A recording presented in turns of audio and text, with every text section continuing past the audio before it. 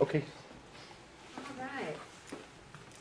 Okay, so I'm here to introduce Stephen Mead, and he's going to be presenting the tornado technique and why isolation is a good thing, which I am dying to hear about why isolation is a good thing. So he's been a lifelong entrepreneur, passionate about creating companies that help other people be more successful and making a difference in the world. He's an American entrepreneur, executive, and business founder who is passionate about creating companies such as these. This list could go on and on and on. So, he has the ability to catapult an idea from pure concept to the creation of a functioning business. In the past 20 years, he has created, incubated, and architected 9 successful technology-based companies. He founded Big Bamboo LLC in 2005.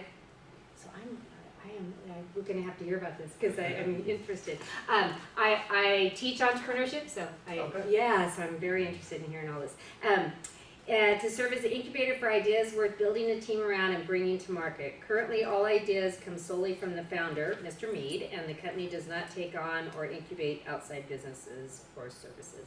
So anyway, let's welcome Stephen Mead. Thank you, Stephen. I'm glad that we created. Are you sitting in? Yes, I am. I'm going to right. sit in. Perfect. All right. Well, I'm going to move this stuff over and want to thank everybody. The good news with this is normally I have 45 minutes to jam this content in. A lot of times when I do the presentation. So I've got about 3 hours worth of content and I normally squeeze it in. So this is going to give us an opportunity to kind of go through some things at a really good pace. But I like to start out, and as I joked earlier when we were getting set up, lifelong entrepreneur, but the reason is I'm technically unhirable. So I've never had a job. And I didn't know that that was anything to be proud of, but when I was in college, I was going to school for medicine. I realized I can't stand blood. I'm not good at science. My mind's just wired differently for business. But when I was going through different interview processes, I wasn't getting hired. And I learned many years later why that's the case. All right? But just to accelerate through, I started retail stores in college. I used to sell watches. Started a watch store called Time's Up in Kansas City. Moved out of that, and I went into business with my accountant who was writing books. He was trying to do credit improvement. And I was 20, and I went, oh, how do I scale this? Everything with me as an entrepreneur is about scale. How do you scale? How do you duplicate? How do you duplicate yourself? And I took his book that he was trying to write, and I finished it. And I wrote a book called How to Improve Your Credit, How to Apply for Credit, How to Budget and Finance Your Money. And it wasn't really one book. It wasn't really 3 books. It was about 87 pages.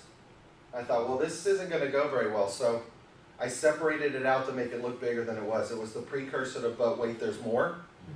And I actually raised $160,000 and created an infomercial called Give Yourself Credit. So the 4th ever infomercial on television. And the cool part about the infomercial is sometimes I'll tell jokes that are what I call age appropriate. And this group might be an age appropriate group. I'm not sure. When I talk to colleges, they don't get my jokes. But have you guys ever heard of Paul Harvey, Rest of the Story? It was a radio show. And Paul Harvey would do this great thing, would set up this amazing setup. And my amazing setup for my infomercial worked like this. The show would go on about 2 in the morning, and my friend and I would sit and laugh at ourselves. 800 service would take phone calls. Twice a week we picked up checks and mailing labels, and we mailed product. I was making $20,000 to $25,000 a week doing nothing. Handwriting mailing labels, 21 years old, still in college. People are like, oh my God, that's great. And I'm like, The rest of the story. 78% of the people had bad credit, which means they couldn't pay with credit cards. There was no internet at that time. Yes, I am that old. There was no internet. This was early 90s. And so what we decided to do was send these books out, what are called cash on delivery. So if I sent, Robert, right? If I sent a book to you and it was $39, COD $9, still under $50, you say, yeah, I'm good for it. We send it to you. And we were sending out hundreds of them. Well, the way COD works is the post office tries to deliver it not once, not twice, but 3 times. And if you don't pay for it, you don't pick it up, you don't have cash because you're a guy with bad credit, the books get sent back. We have to pay $9 shipping whether the books get picked up or not. So let me explain some math. 68% of our orders were COD, 16% of the people paid, means 50% of the orders were getting sent out at $9. I went from making $25,000 a week. I bought a Porsche. I bought this really cool aquarium kind of coffee table that the girls like because it lit up at night. I had fancy. No, we were losing money. So early on as an entrepreneur, I started kind of learning these things about, how do you scale, but you have to scale into a market that makes sense, has to make money.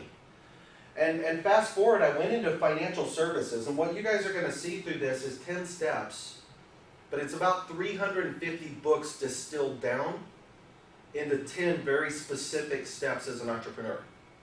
All right? So I've got a ton of information, a ton of things, but here's what I like to start out with. Because we're always judged as speakers, I've defined 3 types of speakers. In my opinion, there's inspirational, aspirational, and educational. An inspirational speaker is going to stand in front of you for hours and inspire you. I use the example of cooking, right? An inspirational guy is going to talk about how great it is to be a chef and look at all the things I've overcome and here's my story, isn't it inspiring? An aspirational speaker is going to talk to you about all the benefits. If you were able to eat healthy, if you were able to cook your own food, if you were concerned about sustainability or calories, and you can aspire to do all these great things. An educational cook is going to stand up here and say, I'm going to teach you how to cook, right? I'm not going to inspire you, I'm not going to tell you a bunch of great stories, but when you leave, you're going to know how to go to the store and cook. That's what I'm going to do. I'm going to go through some things that are really, really, really practical. A lot of things are very visual. A lot of things are built on psychology, and we will get to why the definition of isolation is a good thing, and we'll get there pretty quickly. All right. I'm sorry. Sure. I have a question. Pablo, Pablo. Is this PowerPoint available? Yeah, all of the stuff I'm going through, I'll give you guys. Come on, some of them are kind of text heavy. Okay. Some of them are going to be a little bit of exercise. Okay. But yeah, everything you have, I'll give you guys. Okay, Right. perfect. Thank you. All right. And so when I start out with isolation, if I ask you, what does isolation mean? Like what, and I'm going to preface this as well. I'll ask a lot of questions. I'll want feedback. I only ask one trick question in the entire presentation, and I warn you before I ask it. All right? So everything I ask before that, there is no right or wrong answer. But if I say, what does isolation mean? What does that mean to you? Be alone. Be alone. Alone, singled out. Alone, singled out, separation. The actual definition of isolation is the state of being alone, separated from somebody else. But I'm going to spend a couple minutes on this. There's some great books out there, and again, I've read a lot of them. There's one called What to Say When You Talk to Yourself. And when I say isolation, people immediately go to being alone. So that's a predilection of what we're telling ourselves in our mind. That one word for most people connotates a negative picture. And if I put this black and white up, I've driven you down a process immediately of thinking, oh, negative, separation, being alone. Right? Well, as an entrepreneur, we have to learn how to tell different stories in our mind. We have to be better at the stories we tell ourselves, especially if we want other people to believe them. And the way our psychology works is we're visual. So if I ask you guys a question, how many of you think I can change your entire state of being on the word isolation in a quarter of a second? And you'll never think of isolation the same again. Quarter of a second. Think I can do it? Sure. Might take half a second. Isolation is a good thing. Just the visual. If I say every time I think of isolation, if I think of this picture, the whole physiology of our body is completely different. The association of what we have to that word is different.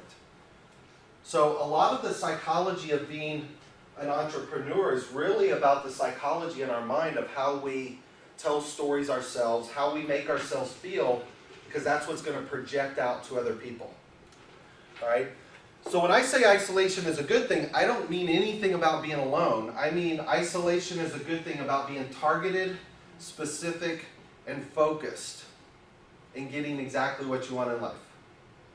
Right? If we're trying to hit a target, the more successful we are as that target. Right? If we're working out, right? Hey, we're going to isolate arms today. We're going to isolate legs tomorrow. Isolation is about being very, very specific. And so I'm going to go through a bunch of steps. Before I get there, there's going to be some really fun kind of visuals. And then we'll get into some exercises about being specific in different things. Everything from the outcomes we want to what we need to be successful. All right, and here's a bunch of my fun slides. And this one's kind of cool. In life, a lot of people get all caught up, and I have a lot of little funny sayings, and I'll share all of them with you at the end. There's only 2 things in life that you can control. And once you realize this, it changes your perspective a little bit. The only thing you can control in life are your actions and your attitude. People come to me all the time, they're like, oh, what do you think? The market went down. Okay. Right? I can't control the market. I can't control politics. There's so many things that we can't control. What we can control is our attitude towards those and the actions we take towards those. A lot of people are affected by outside influences, and they allow things to get them down, and there's so many externalities beyond our control. The only thing we can really control is our actions and our attitude. What's our attitude when something bad happens, and what's our action internally or externally to try and overcome that? All right? As an entrepreneur, it says, can you stay focused? This is a fun, have you guys ever seen this? Yeah. It's kind of cool because it's not an animation, right? If we look at it, it's spinning. Yep. Right? But if you pick a dot, I want all of you guys to pick a black dot, stare at the dot, and tell me what happens. That one stops. Right? Did you get it right? Yeah. Yeah. So what happens, notice I didn't tell you which dot to pick. This is important. I didn't say, oh, you should care about environment. Oh, you should care about this. I said pick a dot. And when you focus on it, everything else stops spinning. This is a lot of what being an entrepreneur is all these things are spinning around, and there's family, and there's work, and business, and politics, and pick a dot and focus on it and realize the more focused you are, the more isolated and targeted, the more you can stop everything else from spinning around you. And that's kind of important all the way back to storytelling, right? Again, age appropriate. I'm in colleges now. Half the people don't know what this is, but pretty simple. Sad. It's so true. Yeah. They're like, what is that? Who's Alice? Who's But pretty simple, right? Which road do you take? And she says, well, where do you want to go? And the answer is, I don't know. Then it doesn't matter, right? If you don't know which road you want to take, any road will get you there. That's true. Right? And this is a lot about being an entrepreneur. When I start going into these sequences and steps, I think you guys will hopefully start to see where a lot of people either struggle or don't know they're struggling because they're not very specific in what they want. Right? And so this one's just a little slide I throw in. It goes over really well in the South. It's not as politically correct in LA. I get laughs and groans. But if you want to be a leader, right? You want people to follow you. You know your vision. But better be careful where you're going. Kind of dangerous out there. I know, we get little ohs and groans, but there's a point to this, right? As an entrepreneur, if it's just you, it's okay. But once you start building a company, you've got other people relying on you. You've got other people following you. You've got other people who have family and responsibilities. You're their leader, and it's a dangerous world out there. So being a leader is tough, but you got to be prepared. Know where you're going. All right, we're going to spend a few minutes on this. This one's kind of a fun little participation one. And I do this because have you guys ever, as an entrepreneur, said, oh, well, you need to have a mission statement, right? Or what's your values as a company? And people used to ask me, I'm like, I don't know what values are. I mean, I guess I do, but... And so I started researching values, and I found something interesting. And you guys can play along with me here again. No right or wrong answers, but hopefully you'll figure it out by the end. It's kind of like an IQ test. You'll start being repetitive. All right, we're going to do this. What are your values? Birds of a feather flock together. But opposites Attract. All right, let's try another one. Your word is your Bond. but don't believe everything you Hear. You have to see it too, Believe it. but looks can be. Deceive. You guys starting to see a pattern here? Yeah. Absence makes the heart grow, Ponder. but out of sight is out of mind. Mind. Right? This one again gets groans. Early bird gets the Worm. but the second mouse It's gets the bird. cheese. Oh. Think about it, yeah. See, there, the groans take a minute to come. The early bird gets the worm. Hey, the second mouse gets the cheese. Yeah. Right? Why is this important? Everybody has a certain value. You've got a belief as an entrepreneur, And no matter what you believe, there's going to be somebody else that believes the exact opposite. Right? And if we listen to that, if we don't have a strong belief in what we want to accomplish, we'll let other people bring us down, pull us off focus. And so I researched it a little further. Again, I like reading books and researching. And I found this quote. It says, everybody is a genius. So think about it. Everybody's a genius. But if you judge a fish by its ability to climb a tree, it will live its whole life believing it's stupid. Right? So this guy's like, everybody's a genius. Okay. You may know who said that? Who said it? Albert Einstein. Pretty smart guy. Einstein said, everybody's a genius. And I went out there and I went, well, somebody has to think Einstein's not so smart. Who would disagree with Einstein? Right? Like I just wrote an article against Elon Musk the other day. My article said Elon's boring and has a hole in his head. So I wrote an article opposite, just for fun. But then I found this one. I said, all right, this guy, Einstein, everybody's a genius. This one, two things are infinite. The universe and human stupidity. And I'm not sure about the universe. So the only thing this guy knows is infinite is human stupidity. Yeah. Anybody want to guess who said that? Oh gosh. Was Einstein again? No. Albert Einstein. Oh. So my point of this is, as an entrepreneur, no matter what your values are, somebody else is going to have an opposite belief. All right? So just figure out what you believe in and realize there's something else. And then we have to create what's called a be-do-have paradigm. If I ask, what do you want to have? Right? Have you guys heard of vision boards and goals and all this? You can talk to a lot of people and you can say, all right, Pablo, what do you want to have? Like, Maserati? a Maserati. Yeah. Okay. Ray? I don't know. All right, you guys think about it. It's okay. There's no right or wrong answer. Pablo wants a Maserati. So the point is, there's a lot of things we want to have. Right? Well, in order to have those things, there's certain things you have to do. Right? It's like the story that I used to tell, because again, I taught sales training, so I have so many analogies, and it's the story of the guy who every day prayed to win the lottery. He's like, God, please let me win the lottery. God, please let me win the lottery. I'll be such a good person if you just let me win the lottery. And one day he's praying, and heavens open up, and this light shines down, and this big booming voice comes down and says, hey, do me a favor. At least buy a ticket. Certain things you have to do to have the things you want to have. So doing these vision boards and all that, if you're just dreaming, you still have to do things. But to do those things, you have to be a certain kind of person. So that's what all this is about, is most of the be is your mind. You have to be the kind of person that's willing to be an entrepreneur, to step outside the box, to believe things that maybe other people don't believe yet. You know, you have to be the kind of person that has a belief that will cause you or force you or encourage you to do the things other people aren't willing to do to have what most people can't have. All right, and so this is where we start getting into a little bit of the exercise, visions and goals. So these are going to be 10 steps. Some of them are very tactical. When people talk about vision, I used to do this with goal setting. All right, everybody's like, oh, set your goals. Right? What are your goals? Some people have them, some people don't. Be specific.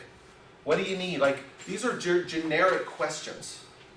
And what I found is most people work in generalities, not specificity. Right? So we're going to work on that. So we're going to do a design your destiny. And you guys don't have anything to write with? You do? You do? Okay. All right. So some of this stuff says sales, but we're going to modify it about being specific. So the first question I'm going to ask, and you guys, if you have the answer, great. If not, it's okay. This question, again, not a trick question. Most people are going to say yes. And then my second question, you may not know the answer to. You ready? How many of you have thought about being financially independent? Great. What does that mean? It means not having to financially worry about paying bills. Okay. It means having enough assets to hold you over for the rest of your life. Okay. Now comes the trick question. Uh, No, this isn't the trick one. I- I'll warn you. This Yeah. is This is one's a another trick question. This one's a trick one because there is no right or wrong answer. The trick one you'll get wrong. I'll warn you. What's that number?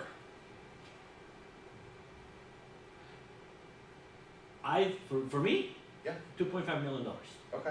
invested. You have a number? I'd say about, 5 million. Okay, so this is the first part of the exercise we're going to do. Is a lot of people, when I ask what that number is, they don't have a number. Mm-hmm.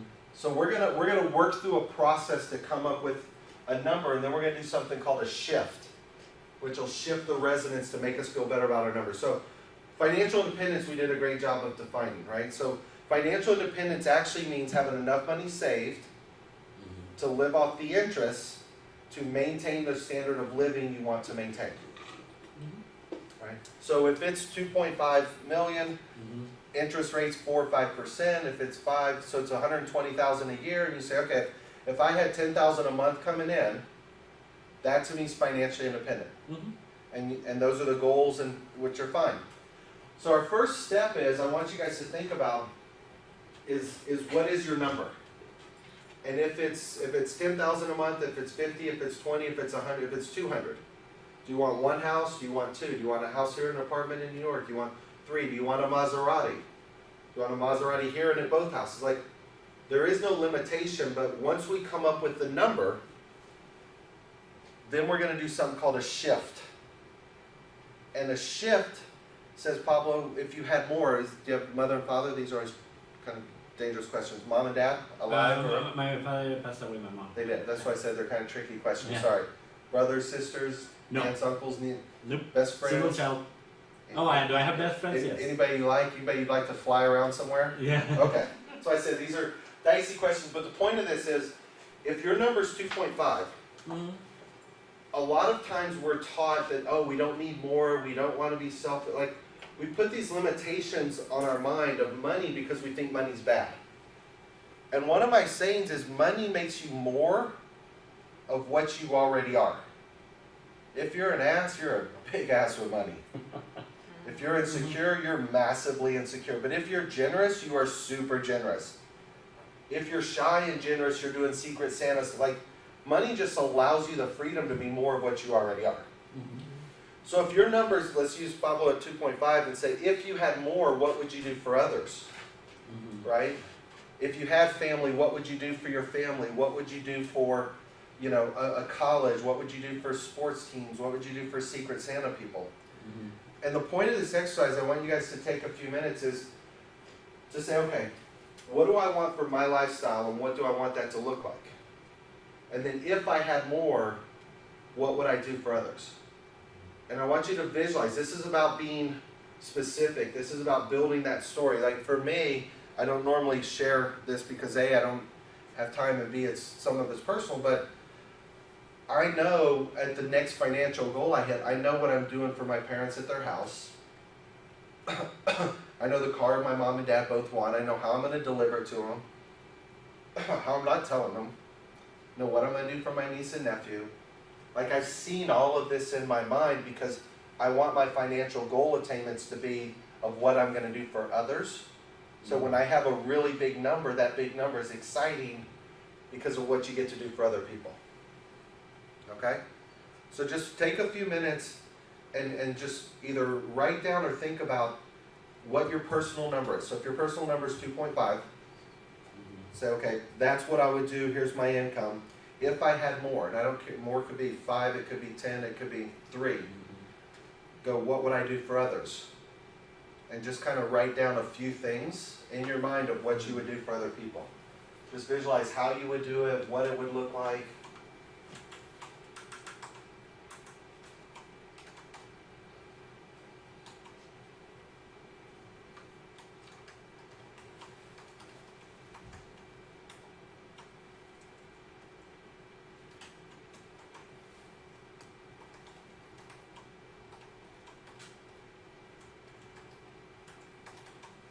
It makes me feel bad.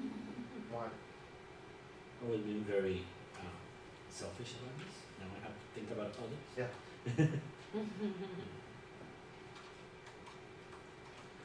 That's what I'm saying is it's an interesting and weird exercise because it moves you, again, when you start reading a bunch of books, there's, you know, Deepak Chopra's Universal Act of Giving and the Selfish Nature and Detached from the Outcome. There's, you know, so many different things from books that are into all of these techniques, but it does an interesting thing is one, the specific number puts a target out there in the universe that's better than financial independence, which is any road.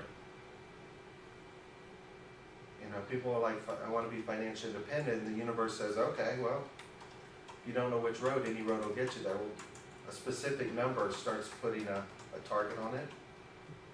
Have you read the book, The Magic Shop? Yeah, Read okay. that. Yeah. Yeah, it's called The Magic Shop. Okay. But it's what you're talking about. It's an amazing book. Yeah, thank you. Yeah. Yeah. I like reading those. Yeah.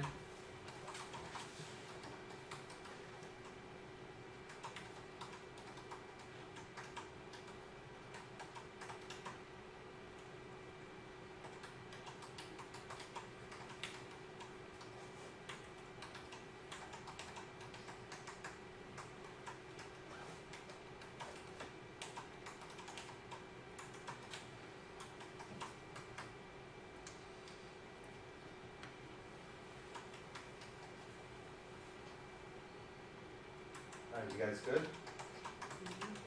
Because again, it's an exercise, some of which I want you guys to spend a little time on because we have it, but you can also kind of come back to it at a different point because these will be skill sets that you'll have that you can actually work on. All right, but now here comes the fun part. All right, like if I, what was your name? Gayla. Gayla, perfect. All right, so you teach entrepreneur. What do you do work-wise?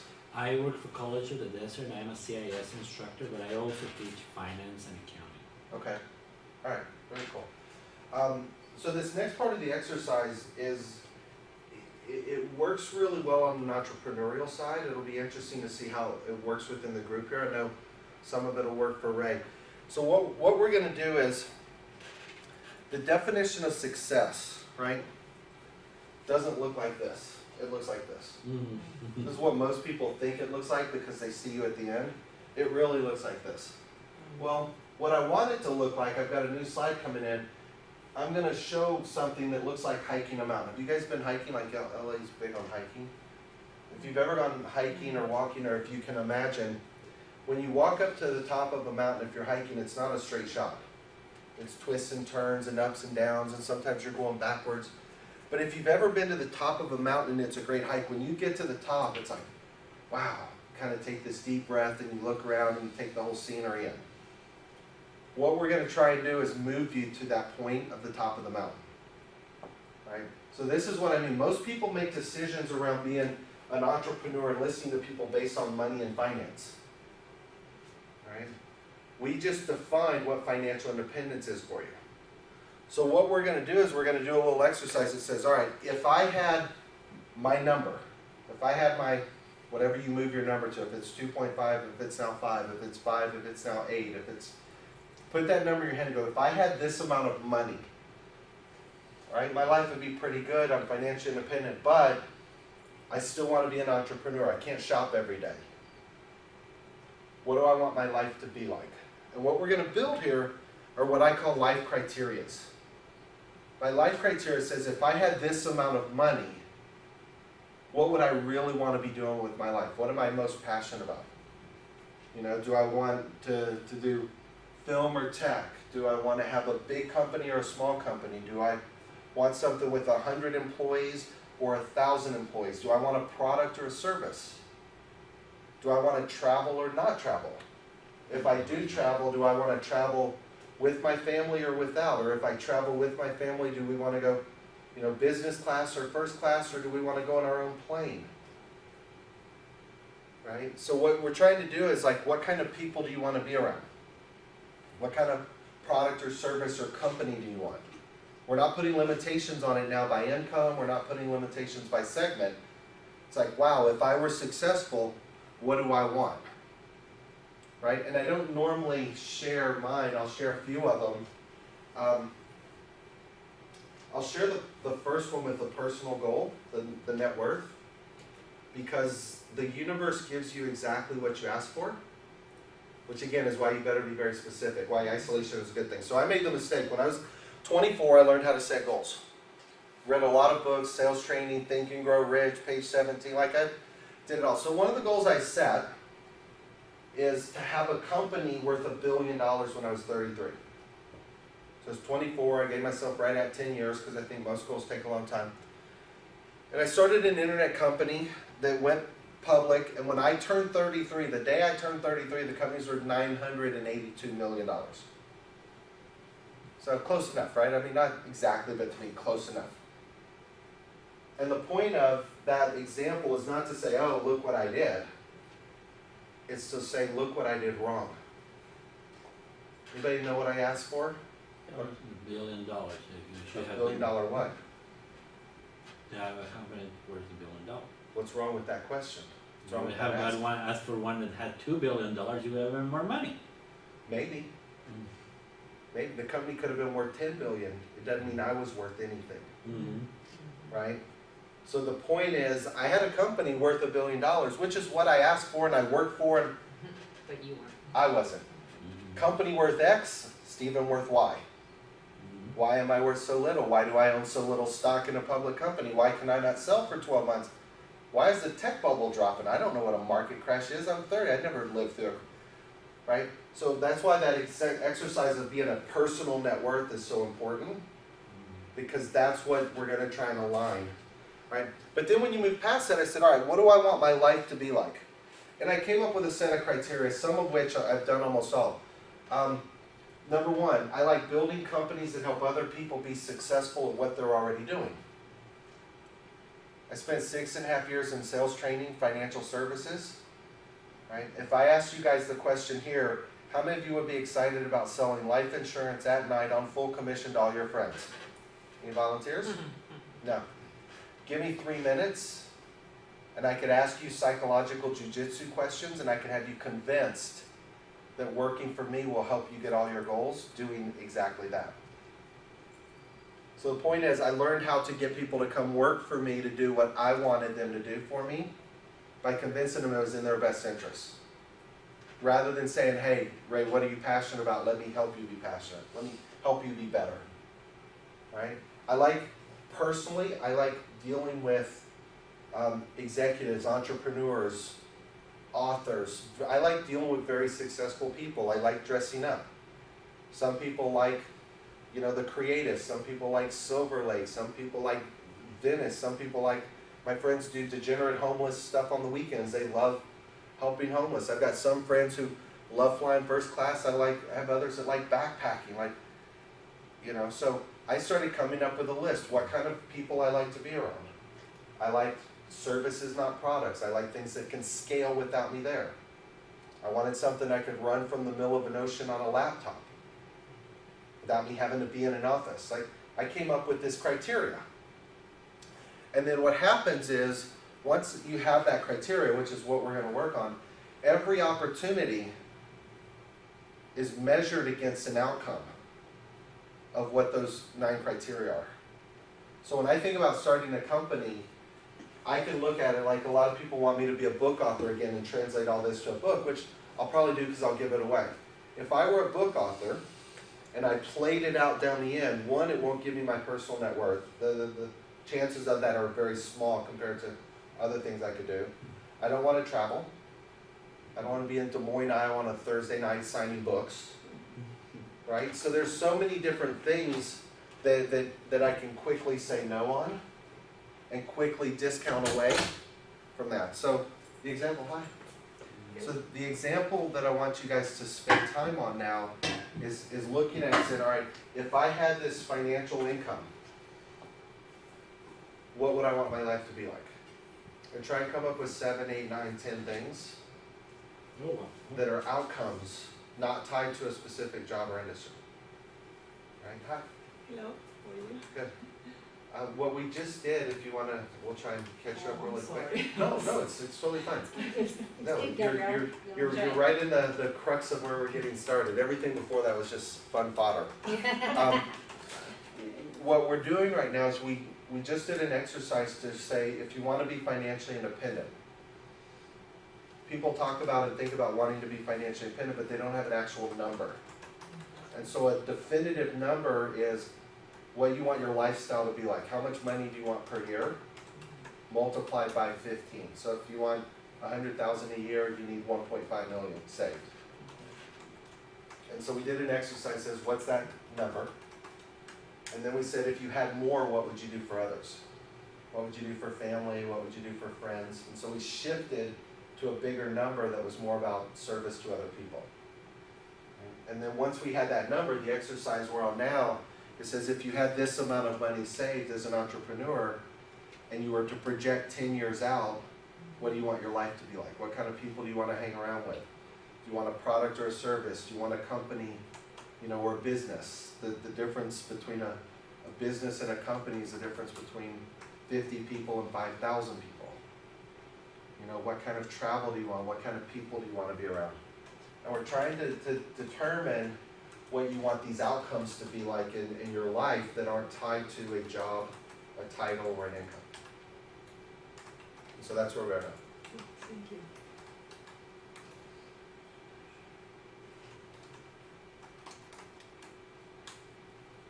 Should 10? Now, 10 I think is tough again. I've been stuck in number 3.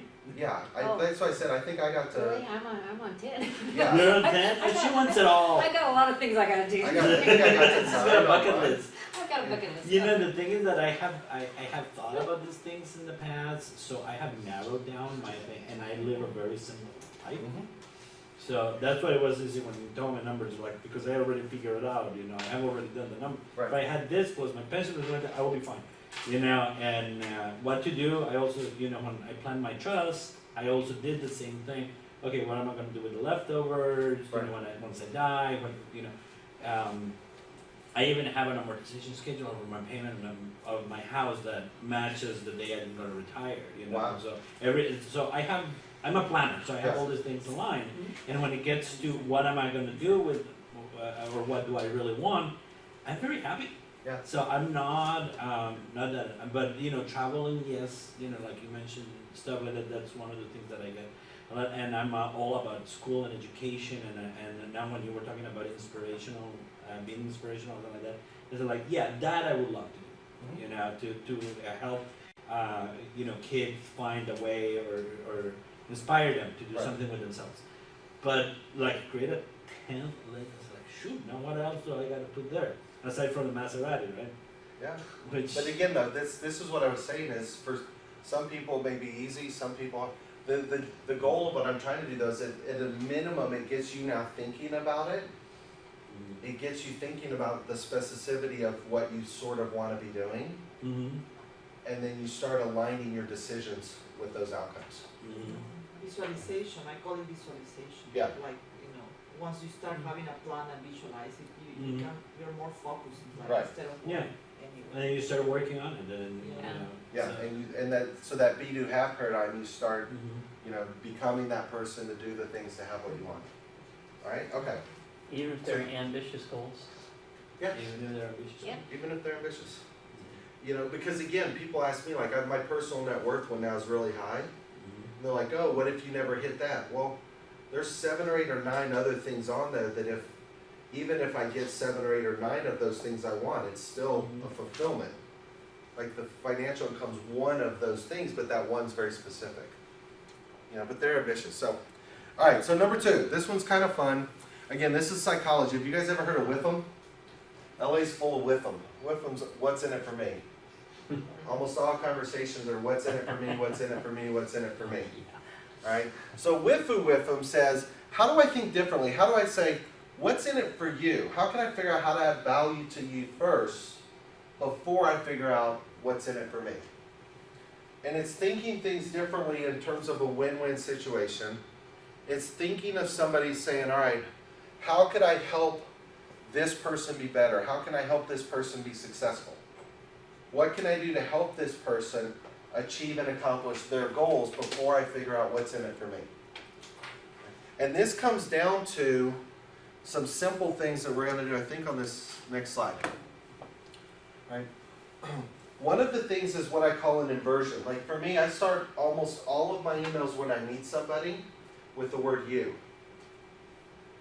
I don't say I just met you, or I say you and I met at the College of the Canyons, you were the...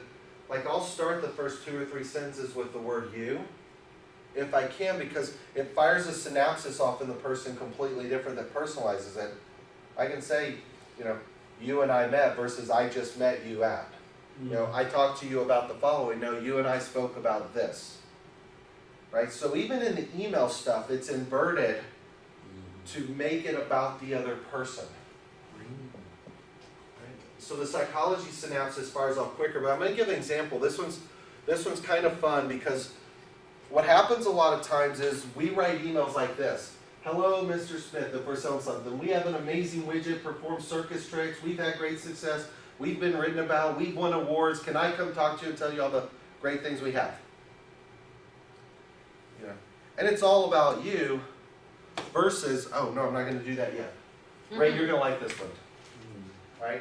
So I use the example, and I actually use names now. I didn't used to use names because people can Google and research this.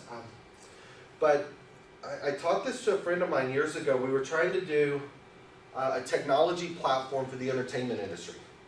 And basically this was when Facebook and Twitter had fake profiles, and we wanted to do an authentic website. We wanted to compete with Facebook. I'm always trying to compete with them for something. But we wanted to do something that was authentic, just celebrity-driven content.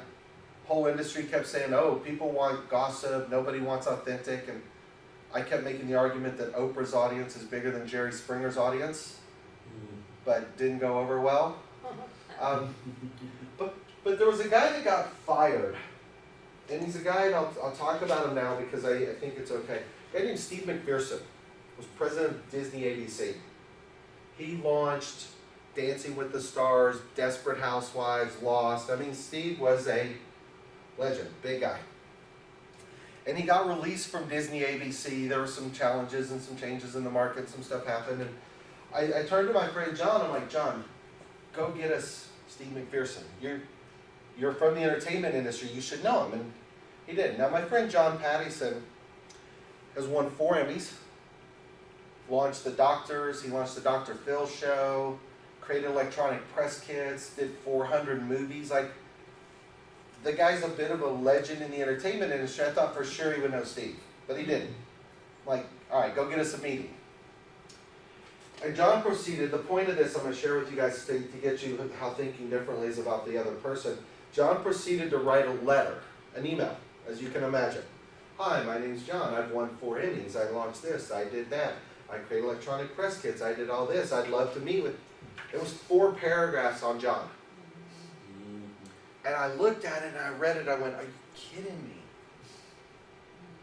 And I rewrote the email to be almost like this. I wish I still had it, but this is paraphrasing almost exactly what I wrote.